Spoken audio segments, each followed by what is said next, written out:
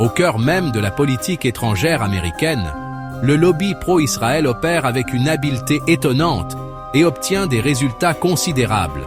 Ce n'est pas une idée farfelue, c'est un exemple concret de la manière dont un groupe d'intérêts particulier peut influencer les décisions d'une superpuissance. Pendant de nombreuses années, ce groupe a veillé à ce que les actions des États-Unis au Moyen-Orient s'alignent presque toujours sur les objectifs d'Israël, ce qui a eu un impact sur des milliards d'aides et des choix diplomatiques majeurs.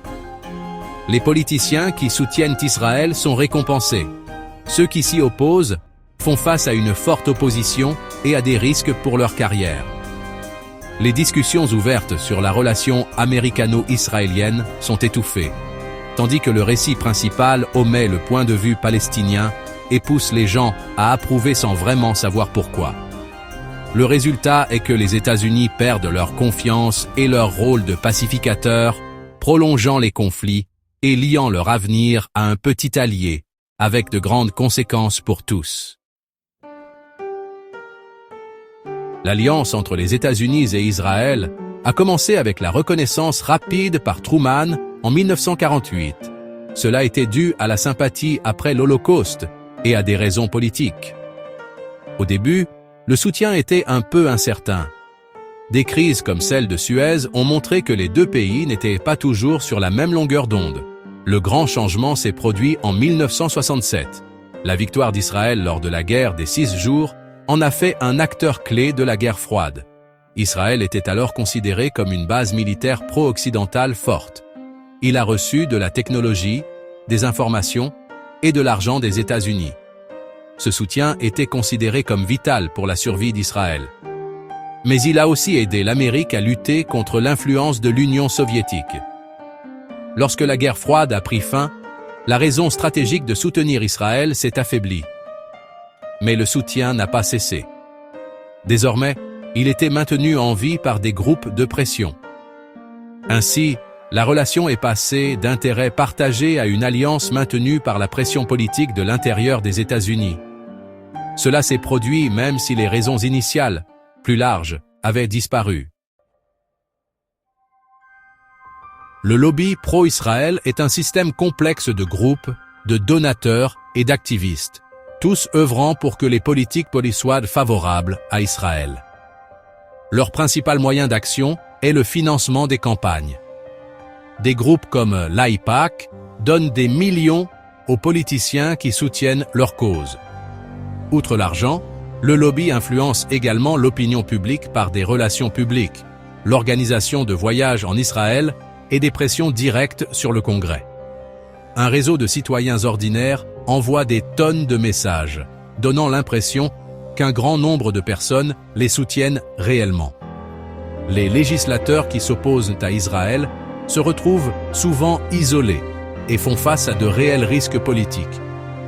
Les groupes de réflexion et les intellectuels qui remettent en question le discours pro-Israël peuvent voir leur financement coupé et leur carrière compromise.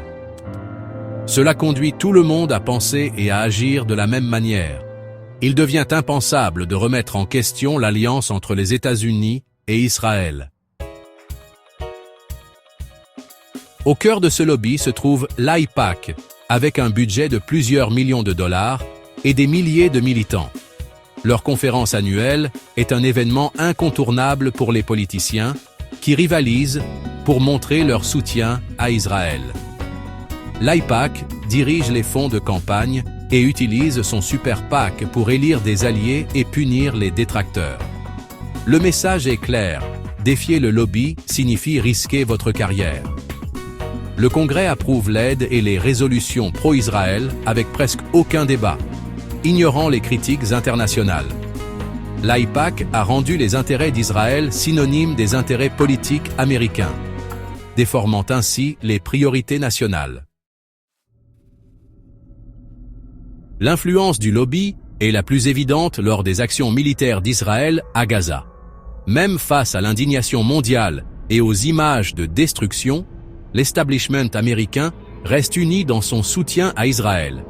Tout politicien qui remet en question les actions d'Israël est attaqué et qualifié de pro-terroriste. La souffrance palestinienne est minimisée. tandis que le discours officiel ne parle que de la menace du Hamas.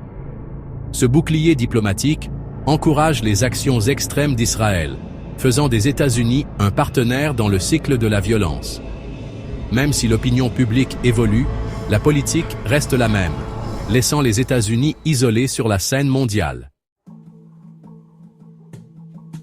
Au Conseil de sécurité de l'ONU, le veto américain protège Israël de toute responsabilité.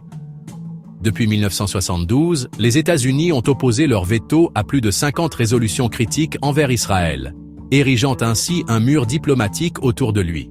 Le lobby pousse le gouvernement à opposer son veto à toute mesure qui remet en question Israël, faisant du veto une action politique incontournable sur le plan intérieur. Cette position nuit à la réputation des États-Unis et alimente la colère dans le monde entier, en particulier au Moyen-Orient. Le veto est le signe le plus marquant de cette relation privilégiée, montrant comment un groupe d'intérêts particuliers contrôle la politique étrangère américaine. Rendre Israël responsable reste hors de portée, tandis que les États-Unis en perdent le prix en termes de réputation et d'influence. L'une des armes les plus efficaces du lobby est de dire que critiquer Israël revient à être antisémite, ce qui étouffe toute discussion sérieuse. Les politiciens, professeurs et militants qui s'expriment contre Israël sont qualifiés d'antisémites, mettant ainsi en péril leur réputation et leur carrière. Cette tactique fausse le débat, donnant l'impression qu'Israël ne peut être critiqué, et crée un climat de peur dans les universités et les médias. Utiliser cette accusation à des fins politiques rend plus difficile la lutte contre l'antisémitisme réel et éloigne les juifs progressistes qui ne sont pas d'accord avec l'occupation. Le résultat est un affaiblissement du débat public, où la dissidence est punie et la liberté d'apprendre et d'enseigner est en péril. À long terme, cette façon de faire nuit aux idéaux démocratiques même qu'elle prétend protéger. Le lobby pro-Israël a pris le contrôle de la politique étrangère américaine, faisant passer ses intérêts pour les intérêts nationaux de l'Amérique.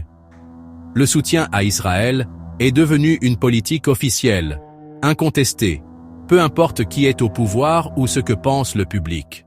La relation ne cesse de progresser d'elle-même, guidée par un système d'influence profondément enraciné. La raison initiale de cette stratégie n'a plus vraiment de sens, mais le soutien n'a fait que se renforcer, faisant que l'intérêt national signifie la même chose que soutenir Israël. Les coûts sont élevés, perte de confiance diplomatique, implication dans des conflits, et des milliards envoyés à un pays riche, tandis que les besoins intérieurs sont ignorés. Le plus grand préjudice est pour la démocratie. La politique étrangère américaine a été confiée à un groupe d'intérêts particuliers, laissant le peuple américain sans réelle voix au chapitre. L'emprise du lobby pro-israélien s'affaiblit grâce aux réseaux sociaux et à un changement de génération. Les images de la souffrance palestinienne se répandent largement, remettant en question le discours officiel et touchant la génération Z. Les sondages montrent une forte baisse du soutien à Israël parmi les démocrates et les jeunes républicains. Le lobby riposte avec plus de publicité et de censure, mais des fissures apparaissent même à droite et au sein de la communauté juive américaine. Les groupes progressistes gagnent du terrain, montrant qu'être juif ne signifie pas que l'on doit soutenir l'occupation. La grande question est, le soutien inconditionnel à Israël est-il vraiment dans notre intérêt national, ou est-ce simplement dû à la pression d'un groupe d'intérêts particulier? Alors que l'accord s'effondre, un règlement de compte s'annonce concernant le coût de cette alliance pour les Palestiniens, les Américains et l'honnêteté des États-Unis.